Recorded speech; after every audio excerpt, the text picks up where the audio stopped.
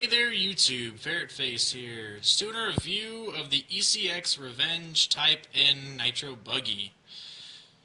Now, I'll just give, before we jump into the review, I'll give a little bit of a history about myself, my YouTube channel. I've mostly done reviews with firearms, and, at that I haven't done very many, but just some various random stuff if you want to ever check it out. For now, though, I've started a new hobby of Nitro RC cars. We'll kind of call it that because I've never really been into RC cars before, so I'm a noob.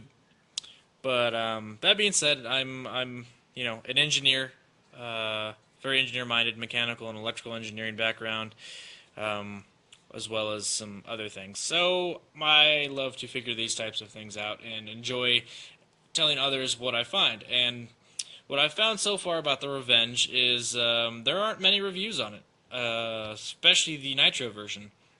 There are a couple of running videos and a couple other things, but no really down and detailed videos about the Revenge Type N. And I realize the electric version has the same chassis, and there are some good reviews of the Type E, but I figured I'd give it a try and see what people thought of my views of this Revenge. First and foremost, my history with RC cars as a kid. I loved, whatever. The old Tyco RC cars and the stuff, where the transmitter had the turbo function and the thing would just, as a kid, it seemed like it go 90 miles an hour. So I always had an affinity for that and kind of lost that. I have hobbies like firearms and cars and dirt bikes. But so my calling kind of came back. A couple of my friends are into nitro cars, way into nitro cars, $600, $700 in kind of nitro cars. And while I have no problems with that, and I love other people's hobbies, I don't know if I want to get into this hobby. So I wanted to find a car that didn't break the bank and could have a lot of fun with. And what I found was the Revenge Type N is the best way to do that. I started out with a Red Cat Racing S30 Tornado. And that was, I'll make some comparisons as I go. While I don't think it's an absolutely horrific car, I think for a beginner, it gets frustrating because parts on the Red Cat break and quite easily. So I sold it and went and got this Revenge, which is, I suppose, fairly new. It's only been out for a year or so, but yeah, so we'll push forward here. Just unboxed it. So box over there, top of the box there. Not a whole lot to the box, I guess. It's packaged very well. Red Cat Racing, my Tornado was not packaged all that well. But the Revenge is like strapped down and doesn't move. Came with no damage. Bought it off of eBay for $250 with the starter kit. So I thought that was a very good deal. And let's see, what else?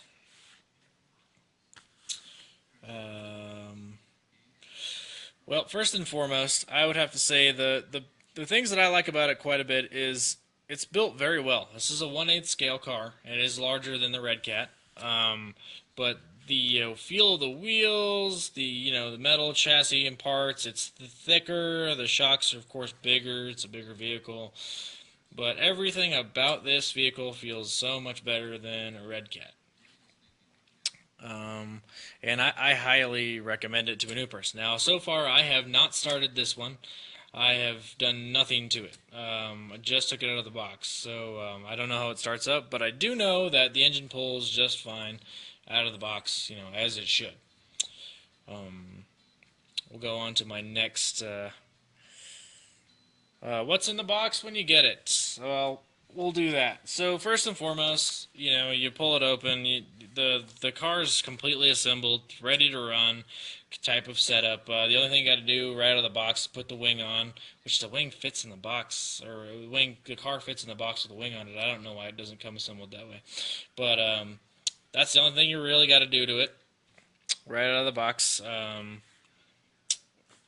Aside from, other setting up features, comes with a manual that is very detailed.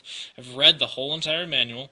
and I found that it was very well written. I could understand it. I did find a couple typos, which I will send to ECX about what I found in there. Just mostly small grammatical errors, and I'm an OCD type person, and I enjoy writing companies. It's just what I like to do. So very well written manual. I have to say my tornadoes manual from Red Cat was very poorly written. Not very detailed. And I realized Red Cat has done videos online that are very good, but I think they should include paperwork that is also very well written. That just goes to show you that the effort that the company puts into making a vehicle. And that's little details that I think people should pay attention to. On to the next things. You have your air filter, kit and everything that you have to put on there yourself. Very simple to do. Haven't done it yet, but I will. Anyone can figure it out. Very important, you need air filter oil. The filter comes pre-oiled from ECX, and I'm happy with that. So in case for you new guys like me, it's the recommendation that you clean your air filter every 1 hour of use. Whatever, I'd say 1 to 3 hours. Depends on if you're really driving it through sand and dust and stuff. Yeah, 1 hour. But you're driving around in grass and it's not very dusty or whatever. You could probably get along longer. But easy to clean. You just I would soak them in some soap solution. I have foam air filter cleaner from my dirt bikes, so that's what I use, or I will use. And then you just clean it out, let it dry, oil it back up, pop it back on there. Very simple. Let's see, it comes with some extra parts and stuff, some basic tools, nothing too crazy, but and some stickers. Very happy with that so far. Let's see. The transmitter it comes with is very good. From what the reviews that I've read online, the Spectrums are reliable, easy to use, not a whole lot of binding problems. 2.4 gigahertz. I guess you can't go wrong with it type deal. And that's good. So haven't used it yet, but we will be using it soon. And I will do videos of lots of other driving around. I'll say I like this and like that, whatever, whatnot. And that's about all. The starter kit, we'll do a quick show of that. I recommend, if you are going to get this, especially being new. Comes with the receiver, battery pack. It comes with the charger that will charge the glow plug and the receiver. But be forewarned, because I didn't know this, and I am new, so this requires a 12-volt source that's at least 4 amps. So you can't use your general 12 amp, wall charger, because they only do like 1.5 amps. So that being said, you'll need something to hook this up to. Like a car battery works just fine, and what I found out is you can go to Walmart and get like a lawn and care battery. That's like a 260 crank amp battery for like $25, and that'll do just fine. But what I'm actually going to end up using is a car battery charger. That's a 6 amp charger. So, and that will be what I use for now to power that. And I'm sure there are hobby grade chargers and other things that are better, but for now, that's what I got to use. But I still recommend you get it. And then, of course, your tool here for getting your glow plugs out, and wheels and whatever else, and then your fuel bottle that you can use to fill it up. So that's a good deal. Says $50 free, but the real difference is like $20. So take it for what it is. We'll go ahead and pull this off. This comes out. 2 pins come out. I had already pulled the pins out. That is what it is. I'll go into this. Kind of forgot about it. I plan to use rechargeable batteries. Some transmitters actually say not to use rechargeable batteries. And I was happy that this one says you can use rechargeable batteries. And the reason for that is rechargeable AA batteries are a lower voltage than standard alkaline. Alkalines are 1.5 volts. Most NiCads or whatever these are. These are, I'm pretty sure they're NiCads. Yeah, Pretty sure. It says both, but I'm pretty sure they're not yet. But, these are 1.2 volts. So, difference in voltage, some transmitters won't do it. And the actual car itself says inside of the receiver box, if you're going to use AA's, you cannot use rechargeable batteries. That's important to remember because the voltage is too low for the receiver and other electronics on board here. So keep that in mind. But the Rayovacs have always been good rechargeable batteries for whatever I use them for. They're not too expensive. They last a while. So recommend that. I'm sure there are better things out there, but bang for your buck. That's what I'm going for. On and on and on. The actual construction of the vehicle. Very, very happy with it. I'll do a little pass over here. So, I don't know how high def my phone is, but I don't have a real camera, so I'm sorry for the phone aspect of that, but I'm sure it's not too bad. So, and that's just kind of what I get out of it. But I'll go over it a little bit more in detail. So first and foremost is the front here. This piece right here is a plastic piece, solid plastic, very hard, very what I would consider to be crash-resistant plastic. Whereas on my Red Cat, there was plastics on there that you would think you're going to hit something that's going to explode. It's attached to the metal frame, and I feel like if that, I crashed it into something hard, it's not going to hurt it. But I also feel like if I crash into something too hard, it's going to crush and break and kind of save the rest of the metal parts from bending. And that's kind of an important aspect of it too. You don't want to put metal parts where they're just going to bend. The shock towers are mounted to a pretty good thick piece of metal. And I'm very happy with that. The shock towers, the shocks themselves feel good, good construction, good movement. You can feel that there's actual shock oil in there. And that's something that's, I think, very important.